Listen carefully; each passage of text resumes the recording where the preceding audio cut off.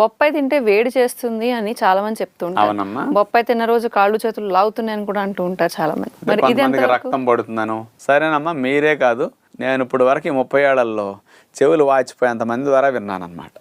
అంటే నాకు డౌట్ అమ్మా, బొప్పాయి నిండా 90% వాటర్ ఉంది.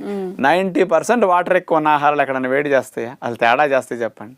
అంటే ప్రకృతి మాత ప్రసాదించిన ఆహారాలే మనకు పడకపోతే మన చేతులతో తయారు చేసుకున్న ఆవకాయలను, పులుసులు, ఫ్రైలు పడుతున్నాయి కానీ మనకి బొప్పాయిలు వేడంటే అర్థమేమనుందమ్మా? ఎవరి శరీరంలో అయితే నీళ్లు సరిపడా లేవో, నీళ్లు చాలని వారికి ఆ వేడి లక్షణాలు వస్తే ఆ నీళ్లు చాలనందువల్ల వచ్చిన వేడిని బొప్పాయి మీద తోసేస్తున్నారు వాళ్ళు. చక్కగా చలవ చేసే మంచి ఫ్రూట్ బొప్పాయి. విన్నారు కదండి, ప్రకృతి విజ్ఞానం ద్వారా అసలు ఈ ప్రకృతి ఎంత అందంగా మన కోసం పోషకాలని కాయల రూపంలో, పండ్ల రూపంలో అమర్చిచ్చిందో మనకు అర్థమవుతుంది. మరి డాక్టర్ గారు ఈ రోజు ఎపిసోడ్లో చెప్పినట్టుగా బొప్పాయిని మీ ఆరోగ్యానికి ఎలా ఉపయోగించుకోవాలో మీరే